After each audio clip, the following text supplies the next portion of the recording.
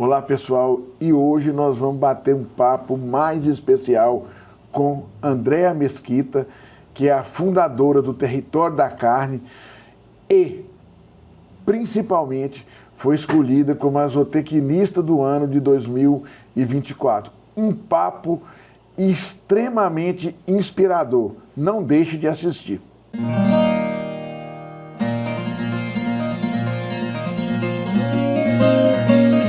Olá pessoal, inicialmente como sempre gostaria de agradecer aí todos aqueles que nos seguem aqui no canal Agroverdades, pedir que se você não está inscrito, que se inscreva, clique no sininho para você receber os materiais que são postados aí ao longo da semana e principalmente, se você gostou, dê um like para que a gente possa estar chegando aí a mais pessoas.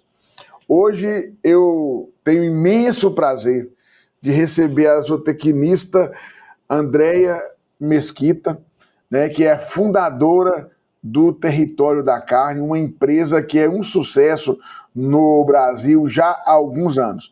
Mas eu queria dizer que o motivo que nós estamos recebendo a Andréa aqui hoje não é o trabalho dela só no Território da Carne. É que a Andréa foi eleita pela Associação Brasileira de Zootecnistas a zootecnista do ano. É a primeira mulher fora do ambiente acadêmico a receber, né, essa indicação.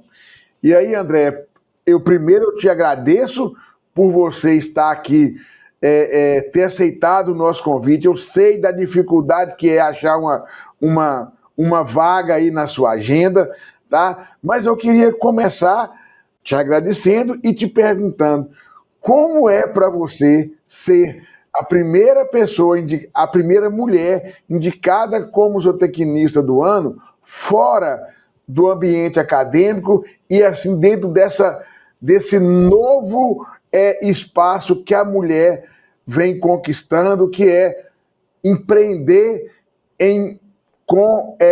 fundando como você fundou o Território da Carne, em áreas que até pouco tempo atrás era ambiente extremamente masculino. Sim. Que prazer, prazer é meu. Muito obrigada, professor. Eu tô me sentindo muito bem, muito feliz de estar aqui nessa tarde que a gente está conversando. E eu digo assim, tem um grande amigo meu que ele fala que tempo é uma questão de preferência. E eu adoro essa frase dele, porque hoje não tem uma pessoa que você conversa que não responde, tá corrido. Nossa, cada dia eu trabalho mais, cada dia eu faço mais coisa. E eu acho que está no momento da gente refletir, né, sobre os nossos dias, sobre as nossas escolhas, sobre por que está faltando tanto tempo, né? Alguma coisa de errado a gente deve estar fazendo. Então, para mim é um prazer esse bate-papo, essa conversa aqui contigo. Olha, sobre a tua pergunta, eu confesso que eu nunca tinha pensado sobre isso, até porque eu não sabia dessa informação, que era a primeira mulher fora do ambiente acadêmico, e isso me deixa muito feliz. Mas eu tenho uma coisa que eu falo com os meus alunos, sabe, professor Newman? Sejam meus alunos que são empresários, de varejo de carne, ou mesmo de fazenda, ou os próprios alunos de graduação e pós-graduação, quando a gente faz algum evento presencial ou mesmo os online. E eu falo, teve uma ocasião que eu recebi uma premiação muito legal, e alguns me perguntam, né? O que você fez para ser premiada, né? O que eu preciso fazer para ser premiada? E eu falo assim, olha, não tem perigo maior do que você trabalhar para o reconhecimento. O reconhecimento, ele vem por conta do trabalho e não o contrário. E quando a gente troca essa ordem, inverte essa ordem, a gente luta com um inimigo muito importante e que tira muita gente do foco, que é o tal do ego, né? E graças a Deus, cada dia mais controlado por aqui, mas eu vejo que a meninada, elas vêm sedentas por títulos, por premiações, por reconhecimentos, e quer saber como chegar lá sem antes fazer o que tem que ser feito.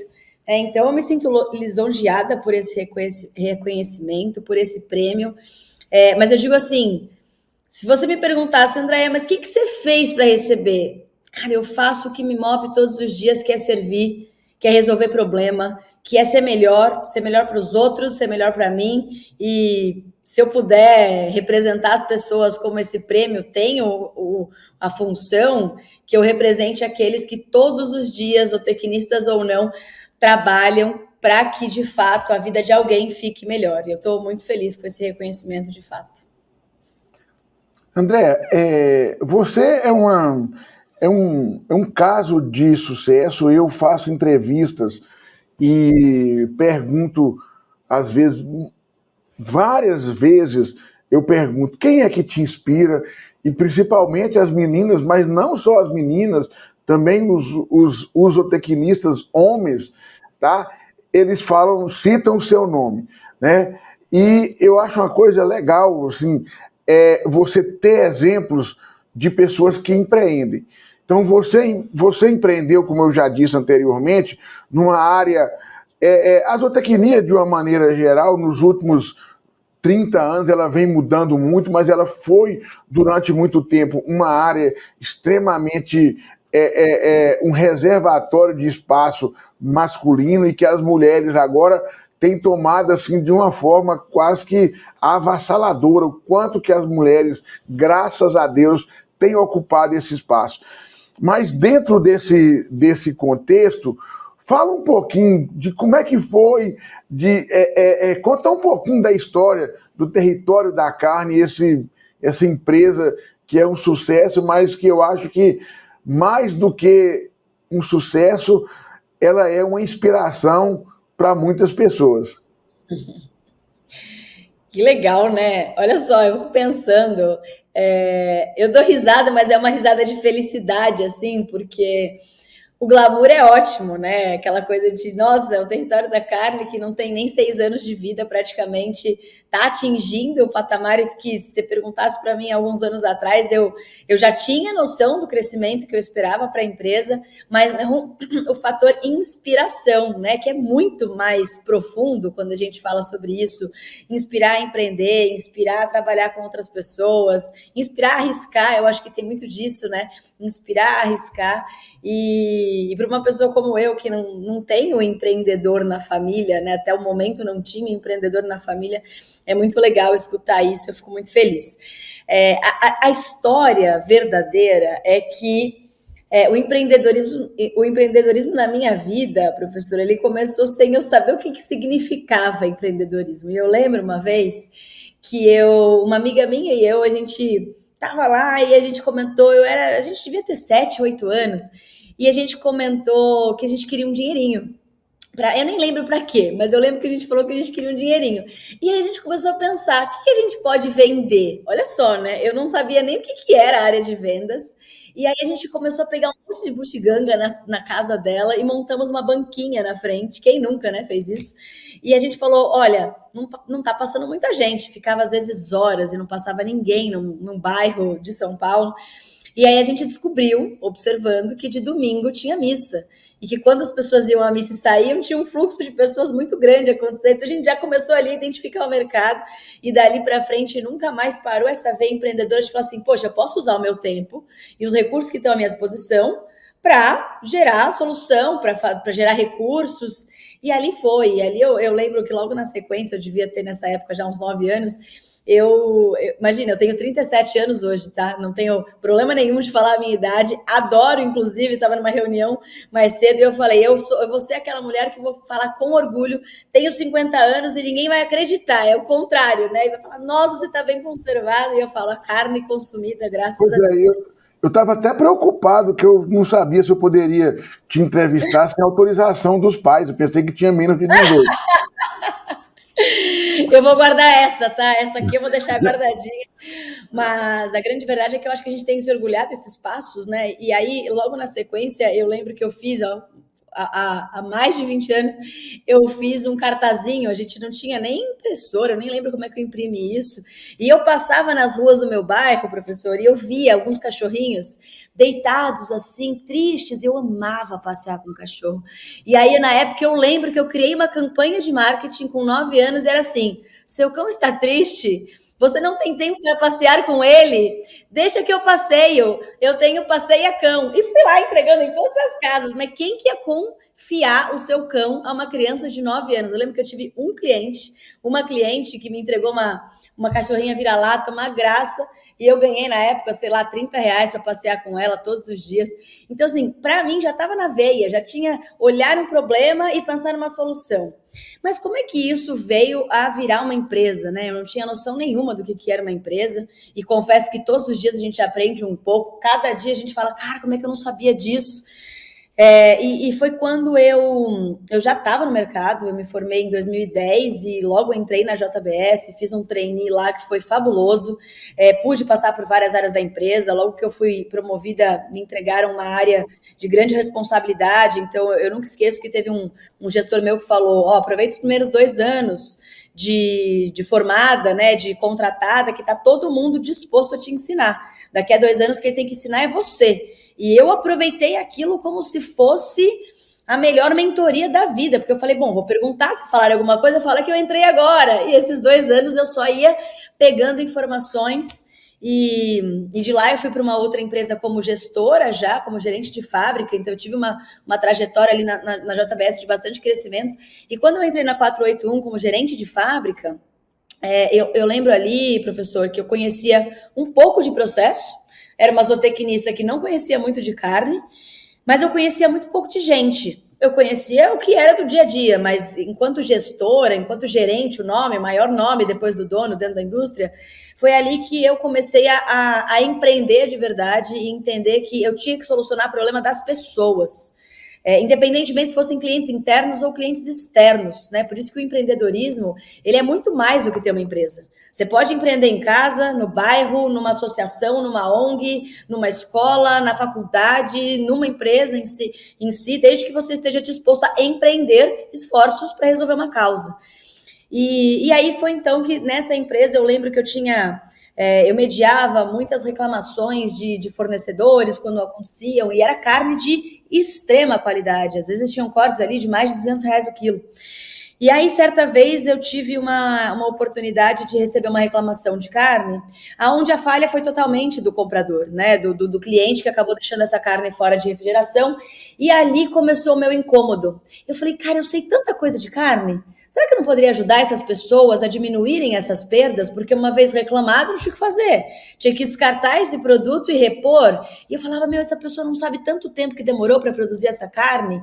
E de repente, por uma falha operacional, de deixar fora do freezer, um pouco mais do que deveria, a gente está aqui tendo que ir atrás de nova produção.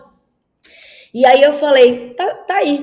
Na época eu tava, assim, tinha um pouquinho do Instagram, isso em 2015, mas não tanto quanto hoje.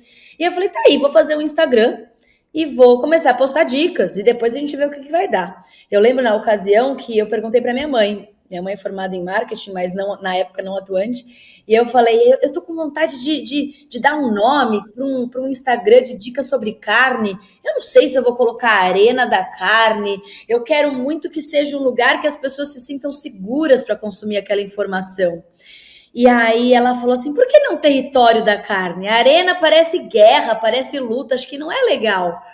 Falei, nossa, amei, território da carne. Então foi dado pela minha mãe essa sugestão, eu já catei, peguei e vamos, território da carne. E aí de lá para cá as dicas foram virando um pouco mais, foram amadurecendo um pouco mais. E aí eu falei, bom, se eu quiser dar uma cara de empresa, eu vou ter que decidir qual é o meu produto, né? Bom, meu produto é de educação e eu não vou fazer nada presencial.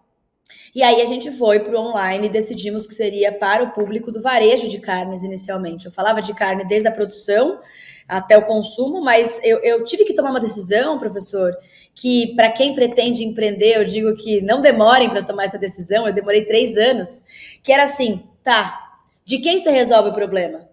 Porque é o famoso, se você quer falar com todo mundo, você fala com ninguém, né? E naquela ocasião eu tava meio com medo de tomar uma decisão. E eu falei, não, eu vou resolver o problema dos donos de açougue. São eles que eu vou falar, que eu vou defender, que eu vou criar soluções. E assim nasceu o Território da Carne. Então, da ideia, que foi em 2015, para a primeira venda, foram mais de 3 anos e meio. Foram 3 anos e alguns meses. E para quem vê hoje fala, nossa, empresa de sucesso, né? Já tem 10 anos quase que foi idealizada. mas todos os dias é uma prova de resiliência para a gente entender se o que a gente está fazendo está no caminho, se as nossas soluções são perenes ou elas são passageiras, e a gente está aqui muito feliz com o que a gente tem construído até hoje. Então, obrigada pelo reconhecimento, por deixar a gente contar um pouquinho essa história e que sirva de inspiração para quem acha que no primeiro mês vai lançar uma empresa, ela vai explodir. Não é assim que a banda toca na vida real. André, eu acompanho o Território da Carne, vejo os trabalhos que você faz, e eu acho que tem assim, um certo equívoco por parte das pessoas que falam assim, tipo, não, tem uma empresa como o Território da Carne, é uma empresa que trabalha com carne cara. E, na verdade, trabalha com qualidade de carne, né? Não necessariamente que seja só carne para um elite. Vocês trabalham em todos os estratos, tentando que as pessoas melhorem aquilo que elas têm para oferecer. Já vi várias ações nesse sentido, né? E como que você vê esse mundo da carne de qualidade, tá? Principalmente pensando em qualidade não atrelada a uma carne com valor, né, mais alto, mas que você pode, todo mundo pode melhorar a qualidade do produto ali que ele trabalha. Como que você vê aí no Brasil, nos próximos anos, esse nicho aí para as pessoas trabalharem em qualidade de carne? Olha só, eu acho que esse termo, ou qualidade de carne, ou carne de qualidade, pelo menos eu, né? Eu sou bastante cética em relação à subjetividade que essa expressão traz. Porque, pensa, né? O nosso país, de dimensões indiscutivelmente continentais, de hábitos, culturas, relevos, climas completamente diferentes. O que é uma carne de qualidade, né? O que é qualidade de carne? Então, é óbvio que no quesito científico da coisa, você tem alguns critérios, alguns parâmetros, mas no âmbito prático, e eu como uma apaixonada por seres humanos, que vou atrás de analisar comportamentos, que gosto de entender do comportamento de consumo, a gente não pode simplesmente colocar todo mundo no mesmo cesto. Né? Então, o mercado de carne de qualidade ele está em expansão. Então, o que eu prefiro, o que eu gosto de falar, professor? Quando a gente vai analisar os relatórios de comportamento de consumo, o que aparece ali? É óbvio, isso para todos os países, e o Brasil não seria diferente. Quanto maior é o poder de compra, melhor a pessoa se alimenta. Isso é fato. As proteínas vão sendo mudadas, eu saio do ovo, vou para o frango, saio do frango, vou para o suíno, do suíno vou para bovino, e bovino é o grande alimento desejado, né? Para estar mais dias na mesa do consumidor. Então, isso é um ponto conhecido. Só que quando a gente vai para análise de relatório de consumo, a gente começa a olhar esse comportamento, principalmente o comportamento de segunda a quinta-feira, que a gente não está falando que a qualidade aumenta pensando no âmbito premiumização da coisa. Eu como mais carnes premium. Então, eu gosto muito de trazer o conceito de carne de qualidade no sentido de que o que é qualidade para aquele grupo de consumidores. E aí, quando a gente vai analisar o comportamento, qualidade hoje de segunda a quinta, digamos assim, ou às vezes até de segunda a sexta, é principalmente voltada à conveniência. É uma carne que já vem temperada, é uma carne que eu posso tirar do freezer e pôr direto no air fryer, é uma carne que não vai fazer mal para os meus filhos, é uma carne que eu conheço a origem. Isso, de fato, está dentro da descrição para um termo subjetivo como qualidade para os consumidores que estão aumentando o seu consumo no dia a dia. E é óbvio, a gente não pode tirar disso o consumo do premium do final de semana. Mas, de fato, dentro do território da carne, o que a gente gosta muito de defender? A gente tem 3 âmbitos aqui de contato com o nosso público. A gente se autodenomina um ecossistema de informação, educação e negócios. Então, por que a gente fala da informação nesse quesito que a gente está conversando aqui? Existe muita desinformação do que é o mercado de carne brasileiro. A gente tem um grande volume de produção que vai ser a carne que tem que trazer conveniência, que vai ser a carne que por muito tempo foi tratada como uma carne ingrediente, e eu não gosto desse termo, apesar de ser uma verdade, mas é a grande maioria, são os animais criados de maneira extensiva, são os animais que são mais anelorados ou os mais zebuínos, e tem muita qualidade nesse produto, tem muita qualidade nessa produção. Então, dificilmente você vai escutar a gente defendendo aqui que a carne de qualidade está atrelada à raça A, B ou C, ou é um animal que tem que ser terminado no grão. Tem nicho para isso. Mas eu defendo que antes da gente falar desse nicho, a gente não tem uma estimativa, a gente tem uma estimativa, mas a gente não tem uma estatística segura se é 5, se é 7, se é 9, se é 6%, mas o que eu gosto muito de falar é a gente melhorar a qualidade de vida de quem come a carne é mais importante do que melhorar a qualidade dessa carne no quesito premiumização. E aí, para a gente fechar, tem um fator que tem sido muito colocado em voga, que é a saudabilidade que tem sido procurada pelos consumidores. Então, para eles, uma carne de qualidade é uma carne que melhora a saúde de quem está consumindo. E isso é muito interessante, né? Porque, veja bem, a gente toda hora tá nas notícias, né? Você vira e mexe me manda isso. Toda hora tem que tirar carne do Comitê Olímpico, tem que tirar carne porque faz mal à saúde, tem que tirar carne porque faz mal ao meio ambiente. E a gente começar a estar atrelado, por conta, óbvio, de ciência séria, de que carne aumenta, sim, a saudabilidade do ser humano, é maravilhoso. E é nisso que a gente aposta aqui no TC. Então, para a gente fechar aqui essa tua pergunta, dentro do território da carne, a gente tem 3 pontos de contato com o nosso consumidor, seja ele um cliente ou não. Informação, que é justamente trazer isso sobre mercado, comportamento de consumo, sobre mitos e verdades. Educação, que aí sim a gente vai educar aquele cara que tem um varejo, que tem um açougue. E olha só, né? Pode ser um açougue que nem sistema tem, que recebe no dinheiro, que às vezes recebe um animal que não foi nem abatido num frigorífico, e eu não estou aqui para julgar o que ele faz, eu estou aqui para ajudar ele se qualificar ou sair da clandestinidade.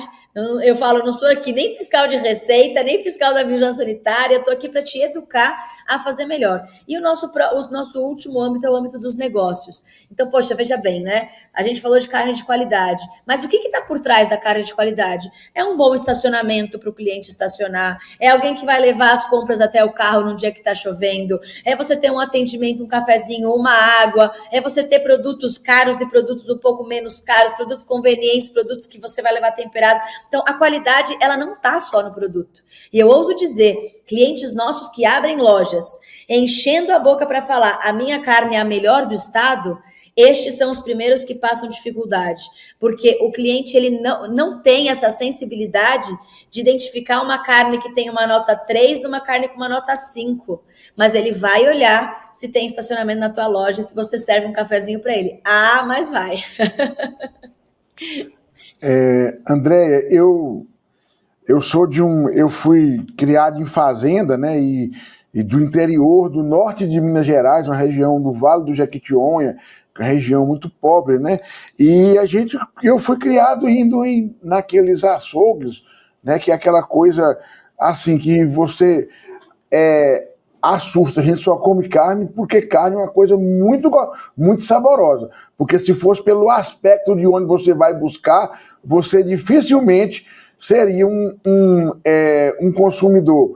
E essa realidade, dentro de tudo isso que você falou, eu acho, é lógico que você é um especialista nisso, eu acho que é 100% verdadeiro, e eu falo, às vezes, quando uma pessoa tem uma açougue, eu falo assim, ó, eu venho aqui no seu açougue, eu posso até achar isso normal, mas dificilmente meus filhos vão achar. Eu brinco que uma vez eu queria comprar, o meu filho me pediu uma pipa, eu falei, não tem pipa aqui não.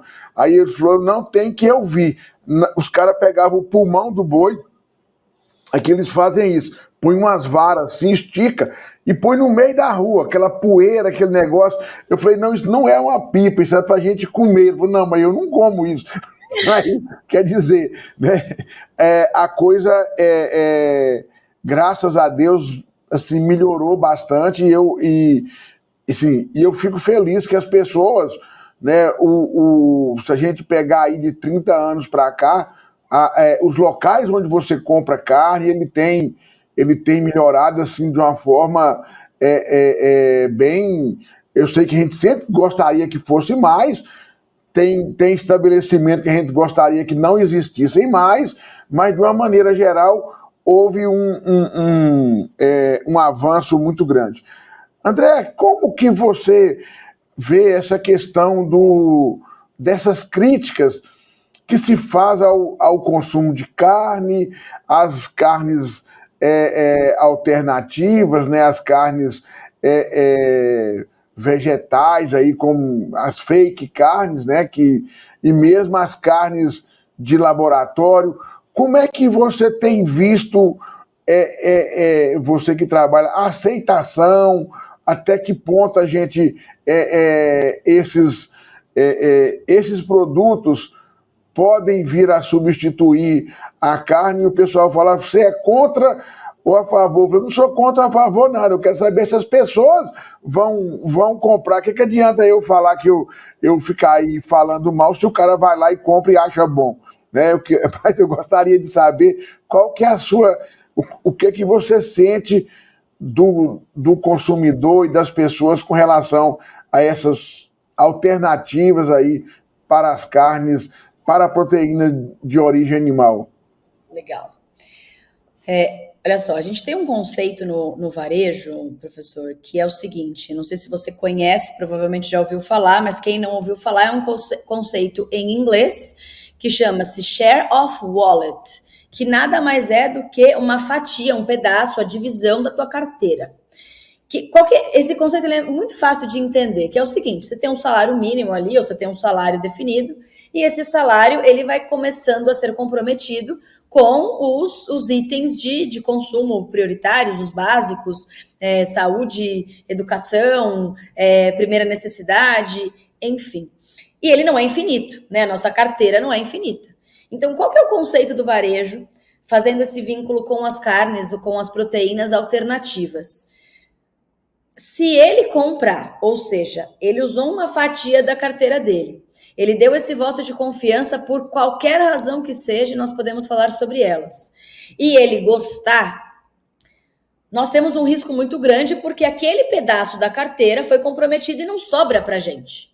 Porque ele já usufruiu e ele não tem a opção, como a maioria, né? Não tem opção como uma pessoa de classe A de falar, bom, vou comprar isso a mais e a gente vai ter os dois. Então, ele vai fazer ou um ou outro. Isso acontece com tudo. E não se enganem, tá? A classe C, D e E são as classes que mais almejam consumir produtos que são feitos para a classe A. Por quê? O marketing é feito para atrair um determinado tipo de público. Não é à toa que o Brasil é um dos países que está com o maior número de usuários de redes sociais via iPhones e Samsungs, e é um dos aparelhos mais caros.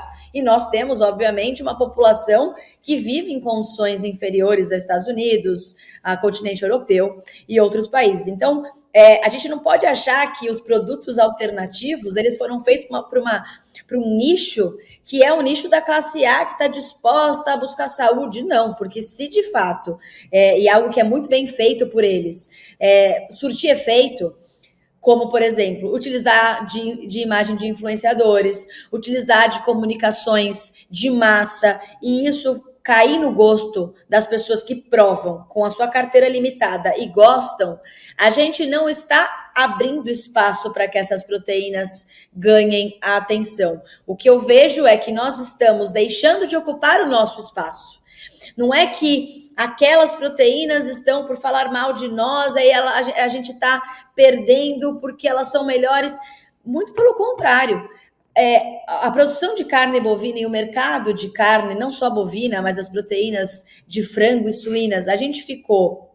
Eu falo sobre isso em algumas palestras. Nós ficamos tão mal acostumados pela soberania da proteína de origem animal que a nossa comunicação não verbal, ou seja, o visual, ela é péssima.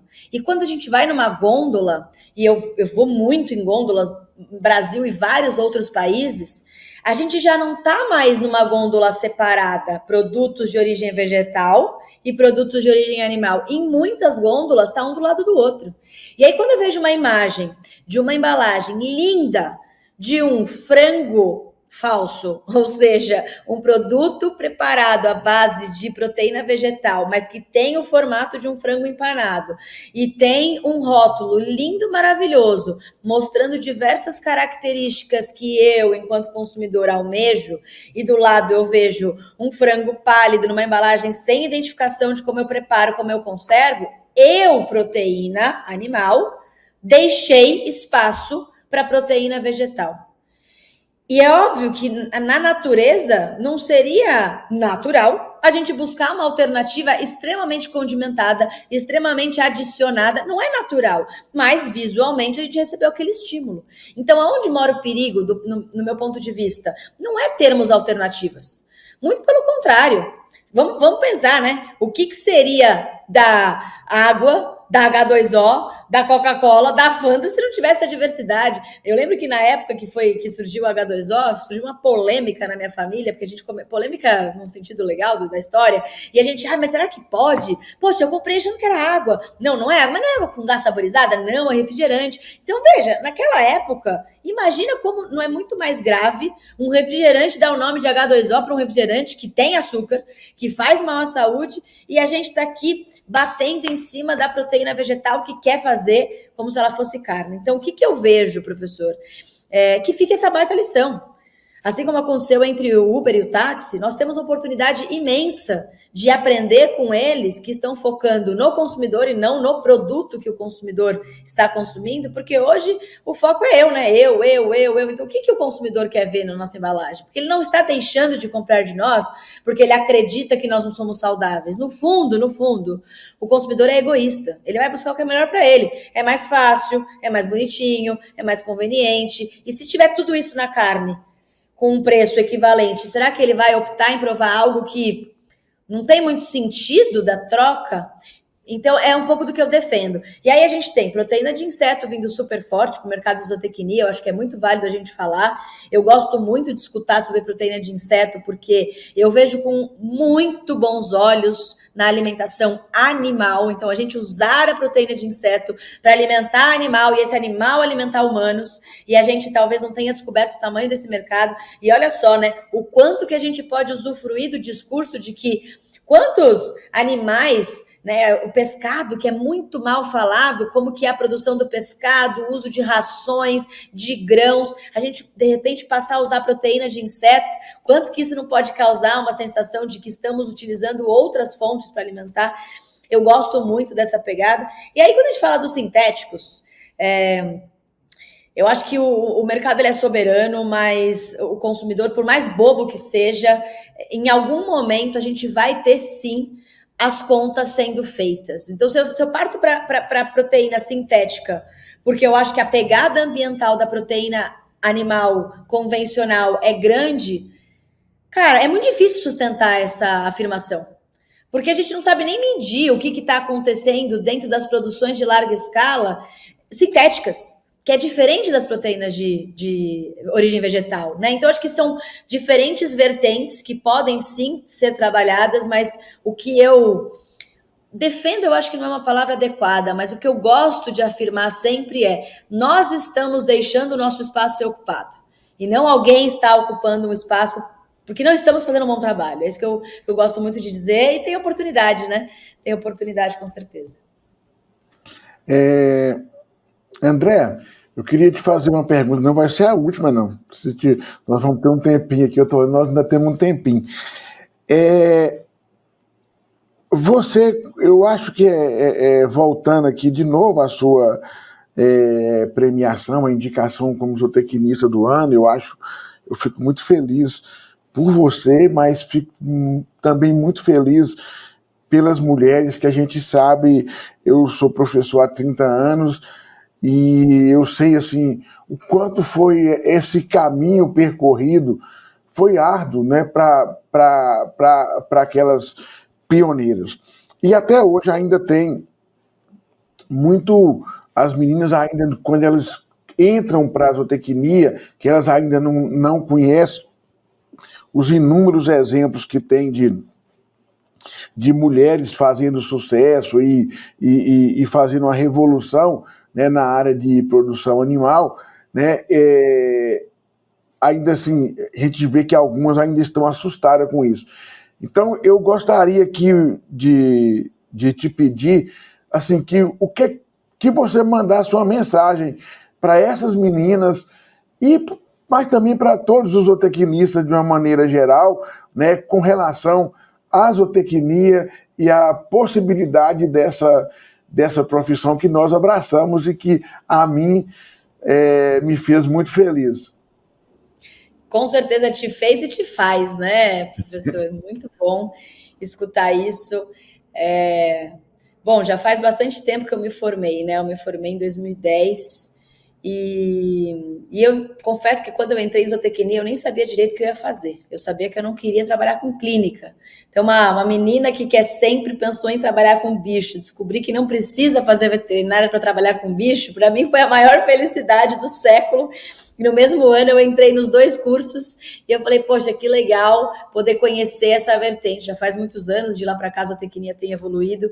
Eu falo, na minha época, falar de bem-estar era optativa, né, bem-estar animal, e olha só, né, como a gente evolui em diversas frentes. Então, o que eu posso dizer para essas pessoas que estão ou pensando em fazer zootecnia, ou já fazem zootecnia? Eu sei que seu canal fala com muitas pessoas antes da zootecnia, durante a zootecnia, depois da zootecnia, e eu vou dizer assim, eu não sei o quanto que as pessoas, independentemente da sua área de formação e seu momento de vida, estão se informando sobre os acontecimentos do mundo.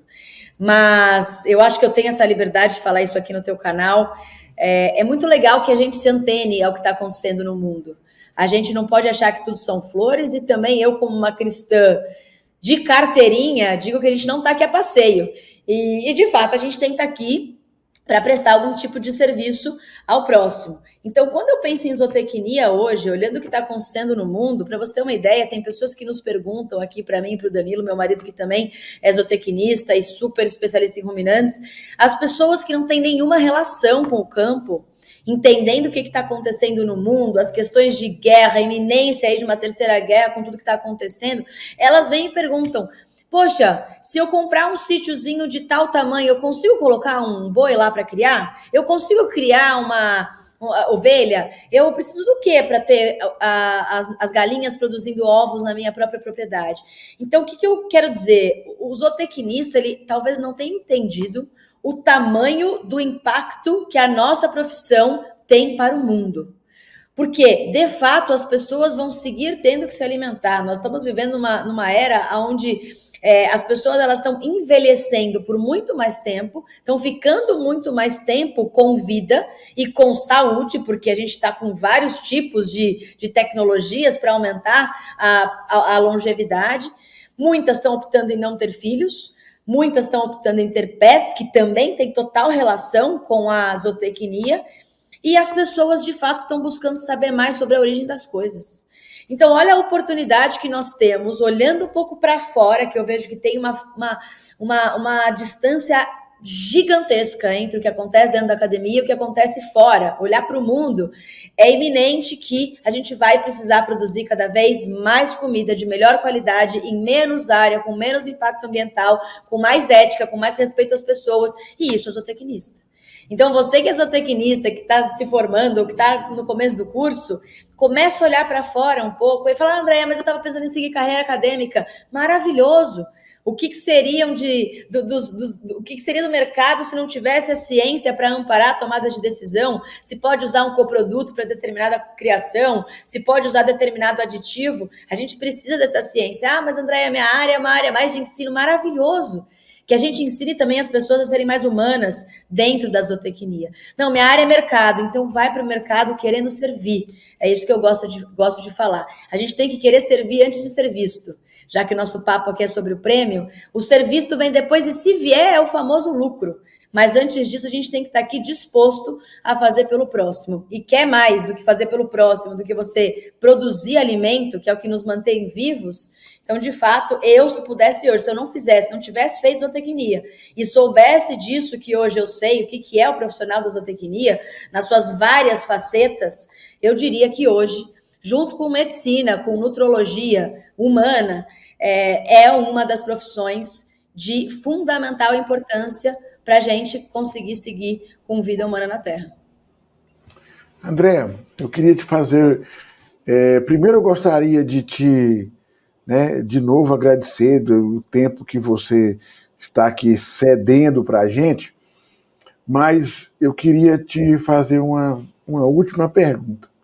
O que faz a Andréa Mesquita acordar e sair para trabalhar todo dia para fazer o trabalho bem feito que você faz no território da carne? Eita, que profundidade, não?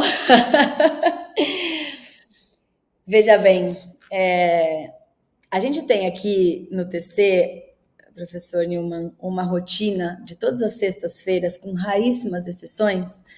Nós fazemos 2 reuniões na sequência. E as nossas reuniões sempre têm nome. A gente faz a SEC, que é Serviço de Encantamento ao Cliente, que é a nossa pauta semanal de como é que a gente pode encantar ainda mais o nosso cliente. E logo na sequência a gente faz uma reunião que chama-se Reunião da Gratidão, que toda sexta-feira todo o nosso time tem a oportunidade de agradecer por algo ou agradecer a alguém por algo que aconteceu naquela semana. E é um exercício muito legal, porque várias são as vezes que a gente se emociona e que a gente fala de coisas que o ambiente corporativo na semana acaba não permitindo. Às vezes a gente exercita o perdão de pessoas que nem estão na reunião. E comumente eu pergunto assim para o meu time, se você fosse hoje, se você acordasse e soubesse que é seu último dia de vida, você estaria aqui, fazendo o que você faz, para quem você faz, do jeito que você faz? E essa reflexão, que já faz algum tempo que a gente fala, ela nos faz, de fato, viver o momento presente, que é tão raro, né, da gente viver. A gente, às vezes, trabalha para fazer plano daqui a 5 anos e a vida passa. E eu gosto muito de uma frase que fala: grandes salários matam grandes sonhos, né? Porque, às vezes, você fica só atrás de um salário e acaba não se permitindo fazer coisas mais significativas. Então, o que me motiva todos os dias a acordar?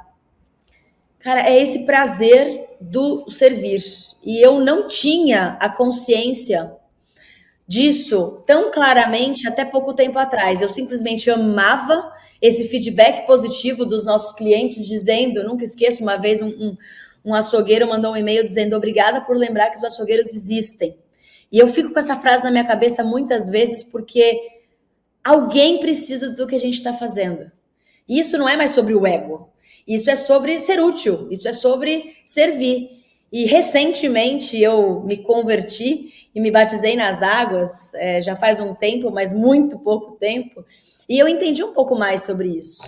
E eu não sei quanto dos seus espectadores aqui conhecem a palavra, mas depois que eu conheci e vi o quão ignorante eu era em muitos aspectos, e eu não achava explicação para coisas que hoje elas estão super explicadas, eu gosto muito de uma passagem da Bíblia em Efésios, que diz mais ou menos assim: Deus nos confiou um dom, e dons muito diferentes, muito particulares, que às vezes a gente não entende ou não recebe, ou não concebe aquilo. E eu acordo todo dia de manhã porque esse dom foi me concedido.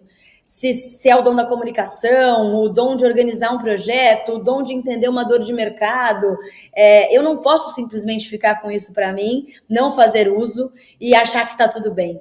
Então, o que me faz todos os dias acordar, e hoje ainda mais do que há 2 anos, há 3, há 5 anos, é saber que eu tenho algo confiado a mim e que a partir disso, e não através, mas a partir disso eu posso impactar positivamente tantas vidas. Ter ido para a zootecnia sem nunca ter tido contato nenhum com o agro. Nasci e fui criada em São Paulo, capital. Ninguém da família do agro, ninguém tem relação com o varejo. Meu pai não acende uma churrasqueira, só pode ser dom divino. E aí quando eu vejo que eu tive essa graça de reconhecer isso jovem ainda, com muito menos de 1/3, porque eu quero morrer com 120 anos servindo, eu falo, cara, eu tenho que fazer isso todos os dias, eu tenho que fazer isso melhor todos os dias, eu tenho que fazer isso para mais pessoas todos os dias. Então isso me faz acordar e motivada, não é todo dia que é com super motivação, mas é com a vontade e a certeza de que tem algo muito maior me esperando lá do outro lado quando minha missão aqui na Terra acabar. André, que legal. Gostei muito do seu depoimento. Eu acho que ele é lógico que cada um com a sua fé, com a sua religião, mas eu acho que a gente precisa realmente de entender. Eu não gosto muito de de falar assim, porque às vezes, né, de religião, que eu posso, alguém pode achar que a gente está fazendo uma pregação, mas assim, eu sou cristão como você, e eu acho que realmente a gente precisa de pensar que a gente não está aqui à toa, né? E a gente pode estar perdendo tempo e como diz o outro, sendo apenas uma pessoa, como é que fala? Relapsa com as nossas, com aquela missão que nos foi confiada, que se alguém mandou para você é porque alguém confia em você, por mais que você não acredite, mas que alguém confia, né? Mas que legal. Andréia, mais alguma coisa que eu brinco, André, que o pessoal fala assim, você vai entrevistar quem? Eu falei, quem sou eu para entrevistar alguém, rapaz? Eu não sou jornalista, quem entrevista é jornalista. Eu vou lá bater um papo, e agora, para conversar, eu converso muito. Às vezes atrapalha, às vezes ajuda, mas eu estou sempre lá. Alguma coisa nesse bate-papo aqui que eu não te perguntei, alguma mensagem que você gostaria de deixar além do que nós já conversamos? Nossa, foi tão bom, né? A gente falou sobre tantas coisas num tempo tão curtinho, bem impactante. Eu diria, por fim, assim, uma mensagem de reflexão muito na linha do que você traz. Cara, se não tá legal, tô numa rotina que não tá legal. Primeiro, seja paciente, mas também sem ser negligente, né? Eu acho que cultivar a paciência hoje é cada vez mais desafiador no mundo que a gente acelera áudio, no mundo que a gente acelera vídeo, no mundo onde tudo é acelerado.